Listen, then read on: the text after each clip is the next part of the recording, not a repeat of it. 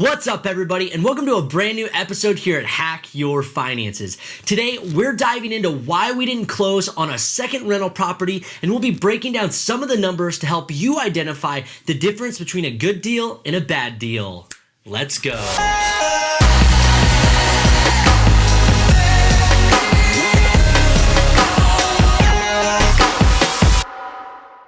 So one of my favorite forms of investing is real estate investing and having rental properties.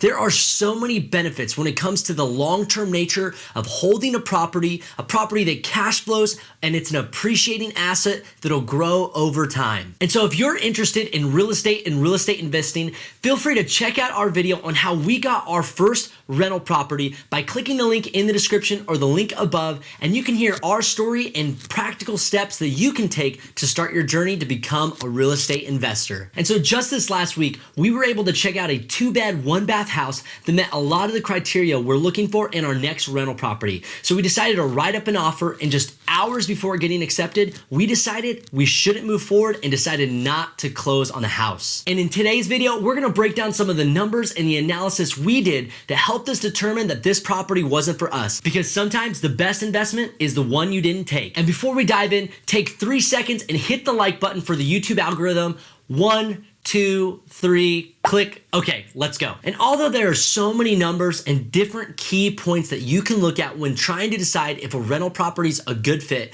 today we're gonna dive into 3 simple numbers that helped us know that this rental property wasn't a fit. And so we're gonna dive into what it looks like to determine the potential equity in the home. We're gonna look at the cash flow numbers and ultimately dive into cash on cash return. And I know some of this can sound complex or it might be new to you, but friends, can I tell you, it's not that crazy, it's not that complex, and ultimately these numbers can help you, whether it's in real estate, whether it's in stocks, or just understanding investing as a whole. And so the first thing that we're gonna dive into is what potential equity there is in the deal. In short, we're gonna look for the potential upside in the property between the purchase price of the home and the value of it after we do initial repairs. So in working with the realtor and even meeting the owner of the house, we found that we could probably close on this house for roughly $105,000. And after doing an initial and quick walkthrough with the house being full of a bunch of stuff from the owner, we decided that the repair costs were going to be somewhere around $4,000 to $5,000 is what we were hoping for. So after doing this walkthrough, we had a general idea of what it was going to cost to buy the house and generally the amount for the repairs. And so we asked, what are the comparable houses in the neighborhood selling for, and what do we think it would be worth after it's been fixed up? And so after doing some digging and some additional research, we found that the house was going to be worth roughly $120,000 to $125,000 after we did some small repairs. And so for us to look at the potential equity of the home, we take the total value that we think it would be after repairs of $120,000, we subtract out the purchase price of $105,000, and then we estimated roughly $5,000 in repairs, which leaves us with a total potential equity of roughly $10,000, give or take. Not only that, there's some additional costs and fees when it comes to buying the home. So you'd even be looking at an additional $4,000 to $5,000 in closing costs. So in the long run, the potential equity really wasn't that much. So for this deal, I give it a D-.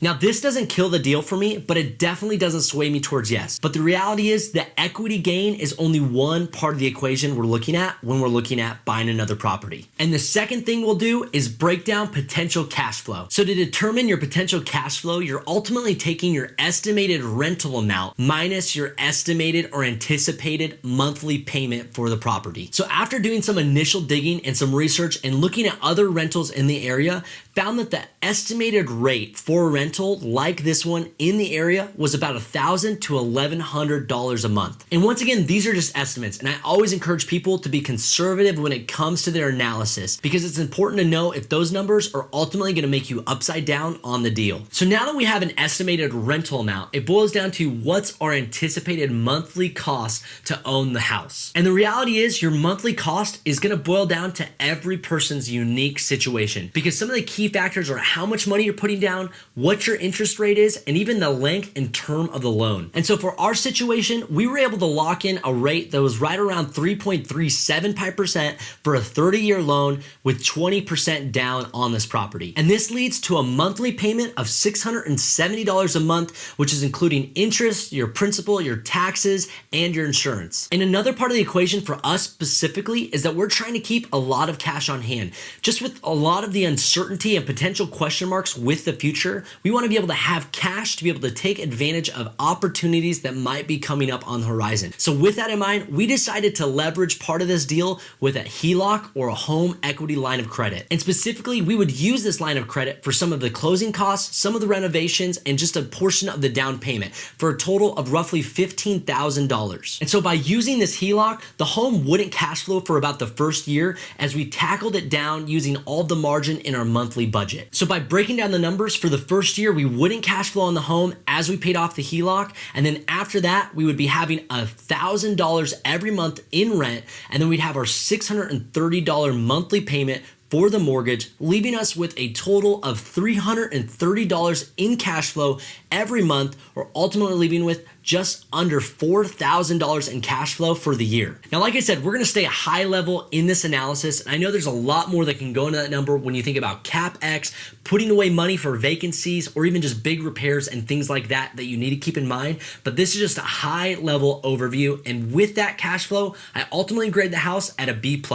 But when you're looking at cash flow numbers, it's important to understand that realistically, you can make any house cash flow.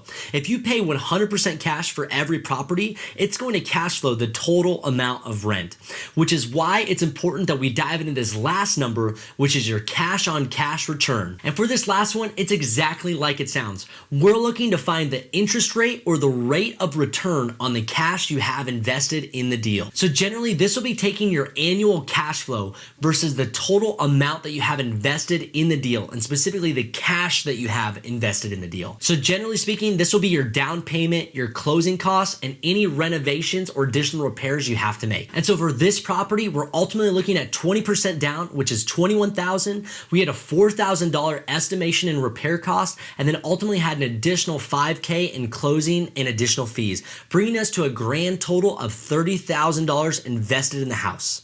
And so to determine the rate of return, we're looking at roughly $4,000 in cash flow divided by the $30,000 in cash, brings us to a grand total of 13% as a rate of return on our money. Now, this 13% is taking a lot of assumptions and estimations into account, and even at that breaks down to just over 7 years until we make our money back, assuming we run into no other issues on the property. So based on these numbers, I give this one a C+ when it comes to our cash on cash return. And so after running all these numbers, we decided, hey, we're hungry to get into another property. We wrote up an offer and we said we wanted to do one final walkthrough and do an in-depth review of everything in the house now that they've moved out and there was a little bit more space to look around. And so now that the house was clear, we were able to do a deeper dive into the property and started to uncover some serious red flags. Number one, we came across asbestos in the basement that had to get taken care of before we were able to rent it out. Not only that, we started walking through the bathrooms and testing it and found that there was almost no water pressure in the entire house.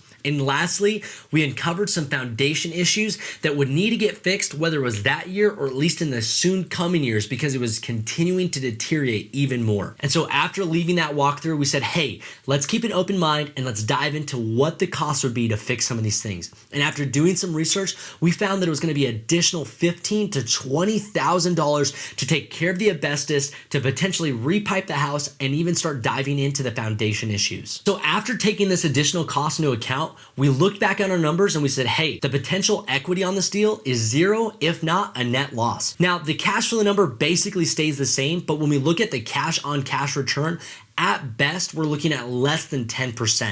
And so for me, these numbers ultimately killed the deal, which is why we decided not to move forward with this second rental property. And like I said earlier, sometimes the best investment that you can make is the one you didn't take at all. So no matter what the investment is, make sure you run the numbers, do the analysis, do your research, and set your parameters so that you do not convince yourself that a bad deal might actually be a good one. Well, hey, I hope you enjoyed today's video and helped give you perspective when it came to running the numbers on rental properties and real estate investing. And hey, before we get out of here, do me a huge favor. Make sure you hit the like button, hit subscribe, and help spread the word as we hack your finances. Thanks for tuning in. We'll see you next time. Peace.